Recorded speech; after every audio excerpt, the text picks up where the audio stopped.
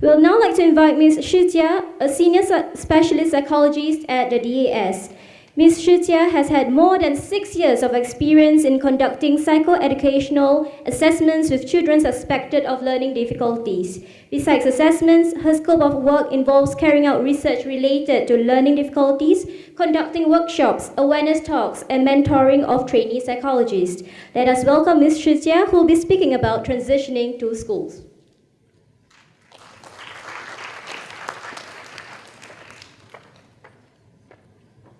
Very good afternoon to everyone. I think it has been a very long morning. I'll try to be fast because I think I'm the only barrier in between lunch and everyone. Okay. I'm the senior specialist psychologist at the Dyslexia Association of Singapore. I specialize in conducting dyslexia assessment. That's why today I'm going to share about some of the assessments and profiles of children with dyslexia. There are 4 main components to my presentation today. I'll begin with talking about the definitions of dyslexia before sharing about some of the differential diagnoses that we need to consider before we make the diagnosis of dyslexia. Next, I will elaborate on the assessment process of dyslexia before wrapping up my presentation with some case studies of children with dyslexia.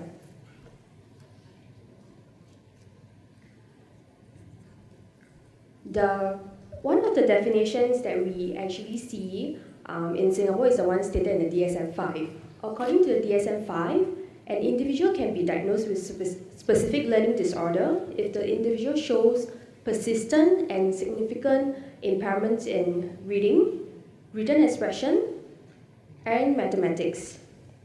For people who are familiar with the DSM-V, dyslexia is now parked under specific learning disorder and is an alternative term used to describe a pattern of learning difficulties characterized by problems with accurate and fluent word recognition, poor decoding, and poor spelling abilities. As more people will be familiar with the DSM-V, I would like to focus my time today on the local definition published by the Ministry of Education, MOE, in 2011. In 2011, to cater to the local context, MOE actually published the professional practice guidelines to guide psychoeducational assessment and placement of students with special educational needs. In short, we call it the PPG. According to the PPG, dyslexia is a type of specific learning difficulty identifiable as a developmental difficulty of language learning and cognition. It is a learning difficulty that primarily affects the skills involved in accurate and fluent word reading and spelling. In the PPG, it is stated that characteristic features of dyslexia would include deficits in phonological awareness, verbal memory, and processing speed. Besides primarily having difficulties with reading and spelling, the PPG also states that there are some other co-occurring difficulties, and one of them is actually weaknesses in aspects of an individual's learning ability. It is quite typical for dyslexic individuals to have weak verbal ability due to their reduced exposure to print. Other coexisting difficulties will include weak motor coordination, such as poor handwriting, as well as problems with mental calculation, especially for those with weak working memory. If you talk to parents and teachers, you often find that they raise concerns regarding dyslexic children having short attention span, as well as having poor organizational skills. We need to note that all these coexisting difficulties by themselves are actually not markers of dyslexia, but it will be common weaknesses that we will see in the dyslexic individuals as well. In the PPG, it is stated that we need to view an individual's literacy difficulties in the context of the individual's background, as well as intervention and instruction received. So before we can diagnose a child, we can conduct a dyslexia assessment. We have to make sure that the child would have received a certain level of literacy instruction as well as exposure to the English language. We also need to ensure that the difficulties are not primarily due to environmental or economical disadvantage or due to any forms of visual, hearing, or motor impairments. In addition, the literacy difficulties encountered should not be primarily a result of intellectual disability or emotional disturbance. I talked about the definition of dyslexia. Now I'd like to share about some differential diagnoses that we need to consider when we diagnose for dyslexia. This is a list of common differential diagnoses, but this is not exhaustive. For the first two, disorder, speech and language disorder, and attention deficit hyperactivity disorder, they are commonly confused with dyslexia. So let me just briefly elaborate on the distinction between them and dyslexia. So for children with only speech and language disorder, you find that they typically can spell, decode, and read at an age-appropriate level, but they will perform quite poorly on language-related tasks such as reading or listening comprehension tasks. Of course, you might have children who have both speech and language disorder and dyslexia at the same time. For those cases, you'll find that they typically would perform poorly on literacy tasks as well as show significant impairments on language-related tasks. As for children with attention deficit hyperactivity disorder, you find that they may perform poorly on literacy tasks, but they actually tend to show good improvements and catch up in their literacy skills after receiving intervention. Unlike dyslexic individuals who tend to struggle or show slow progress especially without long-term and specialized help. Other differential diagnoses will include intellectual disability, other specific learning disorders such as dyscalculia, as well as hearing impairment. I shall now elaborate on the assessment process for dyslexia. A comprehensive dyslexia assessment would actually encompass several components. Prior to the assessment, we would actually obtain feedback from adults who will work with the child, including parents and teachers. So we typically conduct an interview with the parents and request the teachers to fill a questionnaire. For children who are old enough, we may actually get them to share about some of the difficulties that they faced in school. Psychologists will actually use standardized psychoeducational assessment tools to test for their individual's cognitive abilities and as well as their literacy skills.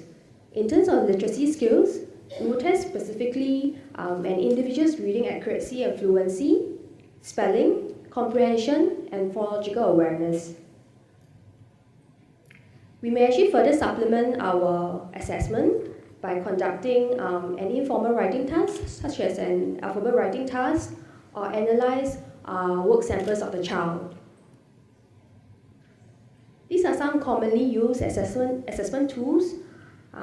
Psychologists are pretty spoiled for choice, so for the cognitive assessment tools, we may actually use the WIS-5, the DAS-2, or the BEST-3. As for literacy assessment, we can choose either the WILE-3, World Singapore, SWIFT, TARI-2, or the YAC. To assess for phonological awareness and word retrieval fluency, which are areas that are commonly associated with dyslexia, we can actually choose to administer either the CTOP-2, FAB-2, or the diagnostic component of the DAS-2. This is the last part of my presentation for today. I shall now share some profiles of students with and without dyslexia. For profile 1, we have a child who is in primary 2 and was 8 years old when she was assessed. The child came from a bilingual background and she speaks both languages equally well. There were no concerns regarding her development. Based on parental interview and teacher's questionnaire, both parties raised concern about her literacy skills. And despite attending I Can Read program for about 6 months and the learning support program for about a year, the child continues to show literacy difficulties. Now let's take a look at the assessment scores. The child was assessed using the WIS-5, and you can see her cognitive functioning is considered typical. but there were notable weaknesses in her verbal comprehension, working memory, and processing speed. Like I mentioned earlier, it is pretty common for children with dyslexia to show weaknesses in their verbal ability, and common deficits will include deficits in working memory and processing speed. On the Y3, the child actually shows very weak to poor word reading, pseudo-word decoding, and spelling abilities. The oral reading fluency subtest was terminated because she appeared to be rather distressed during the task. And you can see that her ability to understand spoken language on the listening comprehension task was also slightly weak. On the CTOP 2, you can see that her phonological awareness and word retrieval fluency are actually both below age of expected levels. So before showing my conclusion for this profile, how many of you think that the child might be dyslexic? Quite a number of hands. Okay, yes. So the child was concluded to have dyslexia, and I recommended specialized literacy remediation alongside language support to help with the child's learning.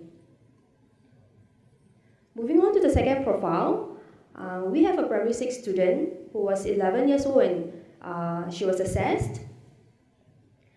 This child came from a Mandarin-speaking background, and her best language is actually Chinese. No concerns were raised regarding her development, but she was slow in learning since preschool. And in primary school, she didn't pass any of her subjects, including Chinese. And that's despite attending tuition for all subjects since primary 1. According to her parents, there were no major concerns with reading and spelling, but she struggled with comprehending text, and she has weak writing skills. Although Chinese was her predominant language and her best language, she actually struggled to recognize Chinese characters and to remember its respective meaning. Her school teachers did not think that she was actually dyslexic. So before showing the assessment scores, just based on the background information alone, how many of you suspect that the child might be dyslexic? Some show of hands. Okay, let's take a look at the assessment scores. On the WISC-5, the child actually showed considered typical cognitive functioning, but you can see that her verbal comprehension ability was very low. Consistent with parental reports, her word reading, decoding, oral reading fluency, and spelling abilities were all within the age-appropriate levels, but she showed relatively weaker abilities on the language-related task. On the listening comprehension task, you can see that she performed below average, even though she obtained a borderline reading and comprehension score. She was observed to be randomly guessing by lifting answers from the passages. So you can see that her comprehension abilities are actually not very strong. In the end, there was insufficient evidence to conclude dyslexia, but she was suspected to have a language disorder. Typically, if it's due to a lack of exposure, you wouldn't expect her dominant language to be very poor as well. And in this case, you can see that her both English and Chinese were very poor. She was actually referred to a speech and language therapist for further assessment and intervention. So what happens if the child has very poor literacy and language skills at the same time? So like what I mentioned earlier, then you would suspect that the child might have a language disorder and dyslexia concurrently. This is the last profile for today. This is a primary 2 boy who was 7 years old when he was assessed. He came from an English-speaking background. There were no concerns regarding his development, but he has been showing poor literacy skills since preschool. When he was about 5 years old, he was assessed at a developmental unit at a hospital. Although he showed poor literacy abilities, a conclusive diagnosis of dyslexia could not be concluded because he showed high activity levels during the assessment. So the psychologist concluded that he was at risk for dyslexia and recommended the child to undergo remediation. If the child continues to show poor literacy skills in primary 2, then the child should be referred for further assessment. In the following year, he was actually diagnosed with ADHD and has been on medication since. In primary 1, he also attended the learning support program and English media classes in school to support his learning. Despite attending additional support, he continued to show literacy concerns in school. So he was assessed using the DAS-2, and his cognitive abilities was considered typical, except that he has slightly weak non-verbal reasoning skills. He showed below average to low working memory, processing speed, and phonological processing, and these are common deficits in dyslexic individuals. On the literacy task, you can see that his literacy attainments are all actually below average. Actually, I wanted to ask whether you think it's dyslexia, but I accidentally flashed the last slide.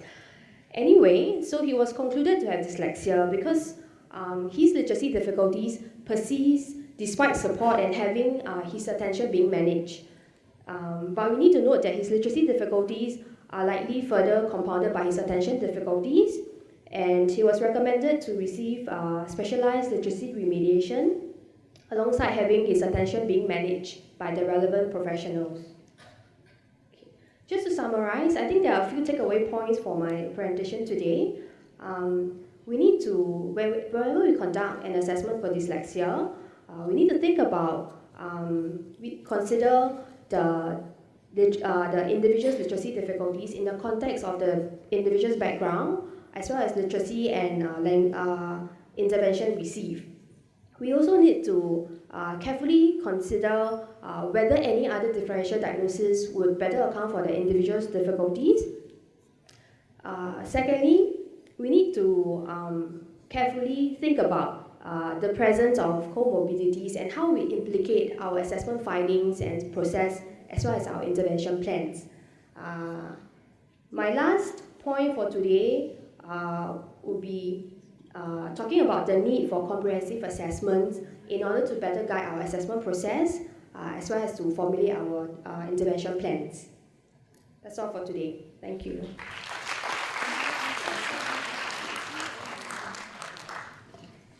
Thank you, Ms. Shijia, for the presentation. We'll now like to invite Ms. Fanny again to present a token of appreciation to her.